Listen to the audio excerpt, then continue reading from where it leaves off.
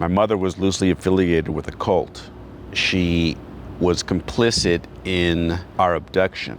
It was a messianic doomsday sex cult that was ritualistically abusing, sexually abusing my sister, and physically, emotionally, and psychologically abusing all of us. I was brainwashed into thinking that this guy was the new Messiah, like this was God reincarnated. And to a 6-year-old boy, when all of these adults and your mom and everybody is bowing down and praising and bringing gifts and worshiping this guy and his feet, you get convinced that he must be God, right? The cult leader was Huey Newton's mentor. Huey Newton is and was the founder of the Black Panther Party. 1979, there's this big earthquake. The cult leader jumped up and ran out of the house, out of the building we were in. I followed behind him. I was shook by not only the fact that like the building was falling apart in this earthquake, but that the Lord God of the entire universe was scared and running for his life, having abandoned everybody, his entire cult. Punishment, besides any number of things, could be a beating, it could be a belt, it could be a cold shower and a beating and a belt, it could be laying on the floor on your face, it could be standing in the corner, it could be just a pummeling. There's a variety of ways in which you were beaten. But this particular time, he told me to go sit in the closet. So I got sick, and this thunderstorm was rolling through, and I couldn't leave the closet. And I knew if I did, I would get beaten. But I was sick as shit, and I knew if I didn't get some water in me that I was going to die, you know. So I snuck out of the closet to get some water. There was no water, but there was juice. I'm so weak I can barely lift up the bottle of juice. And I lift it up, I'm like balancing it, and as I'm guzzling it, it starts spilling down my chest, and I'm like, oh shit. If I drink too much, they'll know that I drank some, and I'll get a beating. So I put it back, returned to the closet, and as I'm entering the closet, I'm struck from behind, slam into the back of the closet door and fall to the ground, and he begins to kick and stomp me. I have an out-of-body experience. I come out of my body.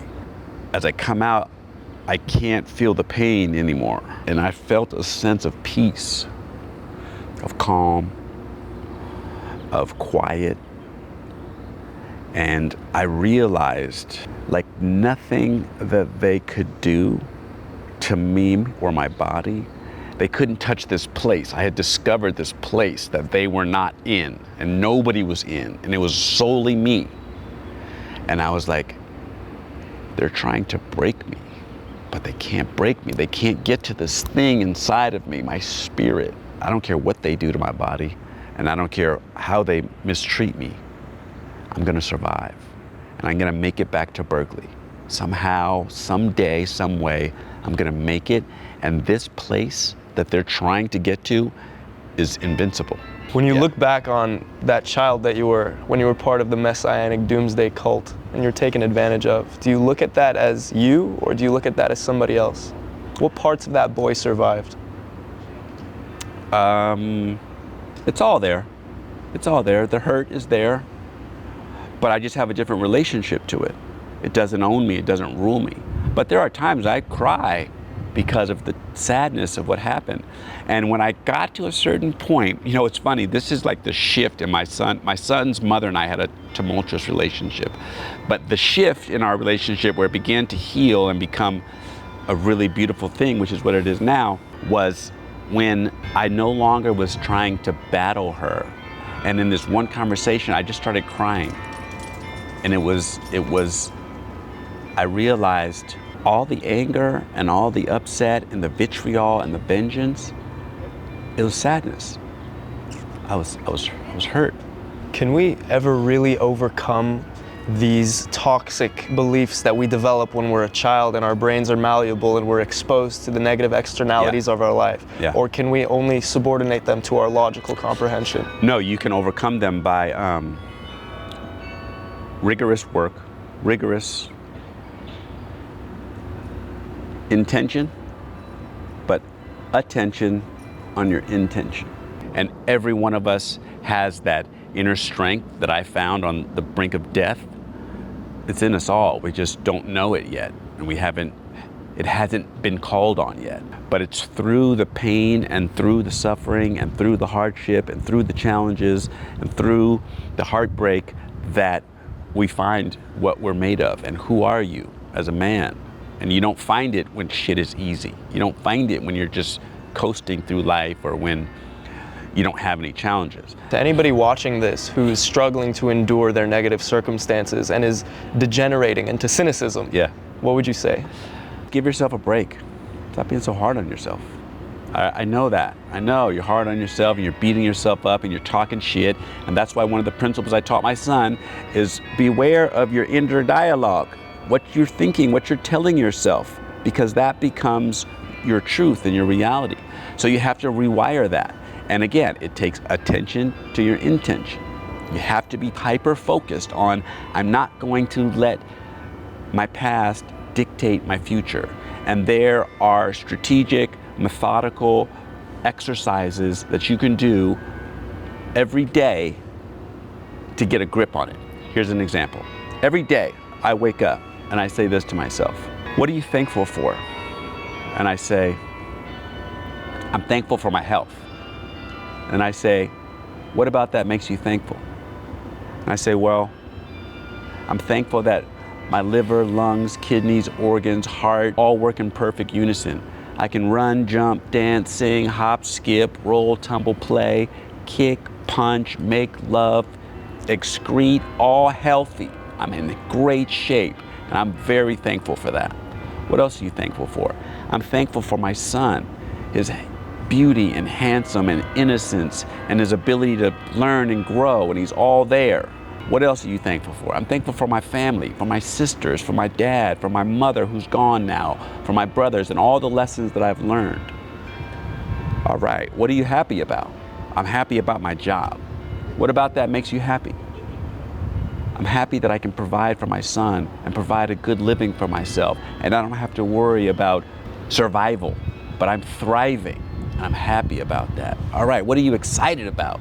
Man, I'm excited about my investments. I'm excited about my screenplay. I'm excited about the impact that it's going to have and how everybody's going to love this story and turn the next page. Then I say, I now command my subconscious mind to give me the strength, courage, and determination to succeed and fulfill on all my goals and dreams, while avalanches of abundance flow to me from everywhere. The law of attraction is unfolding and orchestrating all that needs to happen to bring me my desires. Yes! And then I walk out the door. And in that state of mind, nothing can stop me.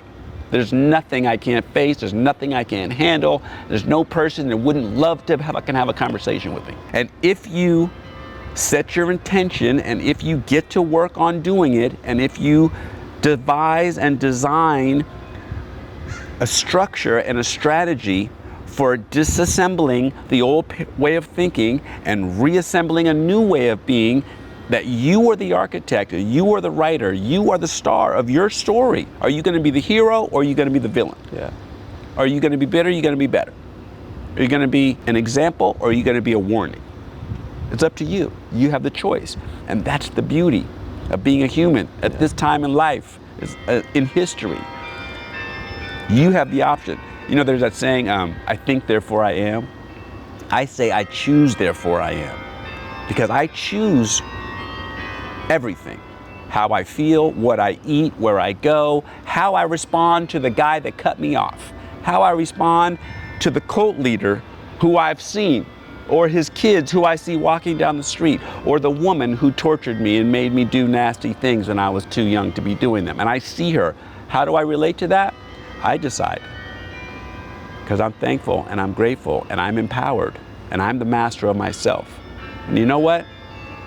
I forgive you. Because forgiveness allows me the freedom and the joy to go off dancing and to having a good time. You know what I mean? And I think that that's the most valuable, one of the most valuable parts of being a human is having peace. Peace is more valuable to me than anything. Peace of mind, peace of heart. That's like, everything pales in comparison. Mm-hmm. And I don't think that like happiness is a real thing. I mean, it is a real thing, but it's like a momentary. Yeah, it's an emotion that comes and goes. That comes and goes. It's exactly. not, are you happy? Yeah. You know, it's not I an want to be indefinite happy. thing. It's like, it's a fairy tale. You know, it's kind of like, it's like Disney. Yeah. No, there'll be moments of happiness, and if you do it right, there'll be lots of moments of happiness. But peace is a commodity that I hold in high regard. There was a time when I hated white men. White men were like the enemy because of my upbringing, because all the things I heard, the Black Panther Party, the revolution, all the stuff, right? All the same things they hear nowadays, like get the fuck out of here with this shit. I discovered that the place where you learn your greatest lessons is where you least want to look.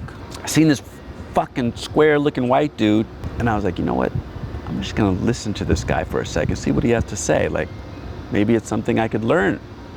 And sure enough, it opened up a whole world to me. His name was Brad Yates, and he does this tapping exercise. I highly recommend it for people that are going through any kind of struggle. And that was more evidence that my story about the way the world is made up, and it's not reality. And if I can alter my story, I can alter the quality of my life. So I realized I got to ask a better question, and sometimes those questions are in the places where I don't want to go look, into the hands of the fucking evil white man, which was just such a erroneous, stupid, ignorant position.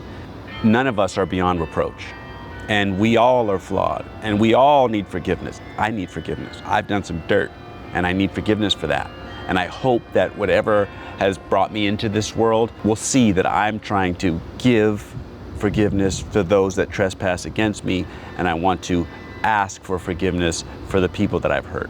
Do you think we are the accumulation of our past actions, or who we strive to be tomorrow? I think that it's a combination, because those things definitely had an impact, and they definitely altered reality for other people and for yourself. But I believe in redemption, and I think that redemption and atonement come from acknowledging what you did that was wrong and not doing it again. That's the key to salvation. You know, it's kind of strong language, but that's really it. So I've done bad shit, and so if you were gonna reach back into my past and hang me like they do, you know, comedians for saying bad shit or doing bad shit, right? You could do that to me too. Like, you did this, and you need to go to jail for the rest of your life and never see your son again or something, you know what I mean? Yeah. But who of us doesn't have that? If you live long enough, you've done some dirt. So I look back on those things and I vow to never do them again. And that, I hope, will be the keys to the kingdom. Why do you think life should be lived? What's the purpose? Ooh, you're going to the next level. I'm asking that because from the perspective of somebody who's on the brink of giving up, and life has kicked the shit out of them, and they don't want to keep going, and they can't see this optimism that you discovered, and they don't turn their bitterness to betterness. They succumb to the bitterness. Yeah. Well, it's go be of service. Go help somebody. Because I will put my left nut on the line that says there's somebody real close to you that has it a lot worse than you, that does not have what you have. And if you can be of service to them, it can help put things in perspective. Yeah. Be of service. Go give of yourself. Find somebody that you can help, and you'll see the impact of why you're here, and how you being here makes a difference, because it really does. Yeah. But again, you know, you can get caught in the loophole, in the blind alley right? The circle of I'm not good enough, I'm not worthy, that doesn't mean anything, nobody loves me, I'm ugly, I'm fat, I'm not, all the things, right? That's why I taught my son, stand guard at the door of your mind and pay attention to your inner dialogue. Think about what's going on in there. And when you come across those thoughts, go be of service. Go help somebody that's less fortunate than you. There's kids right down the street. I could point to them. I could throw a rock and hit somebody that needs help. And I mean really help them. Like get into their world and see where they're at and make a difference for them and commit to somebody. It's easy to say because I don't want to. And I know that feeling too. Like, I don't want to fucking help. I just want to be miserable. Okay, fine, I'll be miserable give yourself a break and let yourself be miserable for a second. Go ahead. I'm waiting.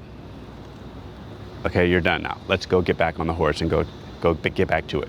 And make a difference in somebody else's life. And that makes your life worthwhile. It sounds cliche, but it's fucking 10,000 years old. And Cliche is a cliche for a reason. Exactly. And everybody, it's all over the place. It's in every scripture. It's in every religion. It's in every cult. It's in everything. Go be of service. Help somebody. Yeah. And that gives your life a sense of purpose and meaning. I was talking about that the other day. I was analyzing my own purpose, and I was seeing, okay, like what are the criteria that a purpose should fulfill? And I came to the consensus that purpose needs to be outer directed. Yes, it should fulfill me inwardly, but I think that fulfillment should be derived from contributing to society in a positive way, or in a way that I deem positive, in a contribution in a way I want to change the world. You know what I mean? It's paradoxical. Yeah. Because the more you give, the more you get. Yeah.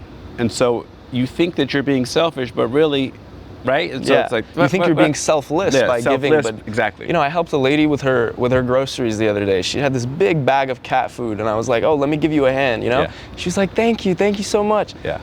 And it was me that should be thanking her because by her allowing me to do a nice thing gave me so much positive energy and warmth. That's not selfless. That's entirely selfish. Now, in terms of impact, it's selfless. Yeah, I did a good thing. Selfless. I mean, selfish is self-care when it's done right. Yeah. You're caring for yourself when you're doing it right. When your ego's not involved. When you're not doing it to get a fucking pat on the shoulder. So that brings me to my next point about purpose. Is like, so much of the fuel behind why people do what they do can come from a toxic place, a place of ego. I was analyzing it for myself with what I do here. Like, this is my biggest purpose, is talking to people and hopefully using their stories to influence others and promote human connection and inspire people to have this lust for life. But I was saying, okay, like, let's actually identify the fuel behind why I do what I do. There's the toxic fuel and the sustainable fuel. And the toxic fuel consists of my desire for attention, my desire to be seen by the pretty girls in my school and the kids on my water polo team in high school that never thought I was cool, But then there's the sustainable fuel. Like, I want to promote human connection. I want to make an impact. I want people to feel happy and inspired and ambitious. So if the toxic fuel were revoked, would I still have this desire to do what I do? Fortunately, in my case, yes. So that brings me to a question I have for you. As somebody who is very successful now in your life after overcoming all of these hardships that you had to overcome, do you think that ego should be mitigated, or do you think that we should just let it also be a motivator in contributing to our success? It's a mechanism to help you survive, built in. But if it gets out of control, it leads to your demise. There's always somebody smarter, faster, better looking, and richer than you dumb fuck. And there's always somebody fatter, uglier, slower, and dumber than you dumb fuck. So don't compare yourself out there, but develop an internal sense of your value by being better than you were yesterday and staying humble and knowing that you're not better than anybody. One of my philosophies too is good faith first. So I come with good faith first toward everyone. And if you show me something different, okay. Is that something you had to work on? Because I imagine after the experience of your childhood, you would think to look with cynicism to every individual and be skeptical and be scorned and be afraid. I think I was born with it. So this is just your inherent disposition. Yep. Like, I have this adventurous spirit and I have this like curiosity ever since I was a little kid. Like, my favorite line when I was a kid was, "You want to be my friend?" And that's what I said to everybody. That was my introduction. I believe that there are moments in your early development as a child before you become self-aware. Maybe you're preschool and you're picking your nose, eating your boogers, and the kids see you and they're like, ah, and then in that moment, you become self-aware. And then you have to acclimate to the situation. So maybe you become the victim and you cry and you go get help. Or maybe you become the bully and you go punch them up. Or maybe you become the comedian and you stick 2 fingers in your nose, right? Like something happens that's hardwired from your genes that forces you to cope with the situation. If you're a little boy and you're 2 years old and you're unaware yet, and then your dad comes home and he's had a bad day at work, and he comes in and you're happy to see him, and you run up to him and he doesn't have time because he's got to go tell his wife, and he bumps you out of the way, and that's the moment where you become self-aware. Well, then you're going to have this disposition about the world that life is harmful, life is cruel, life is dangerous, and that will immediately be built into your psyche. Your subconscious is, boom, it's programmed. And now you're going to go gather evidence for the rest of your fucking life that supports that ideal.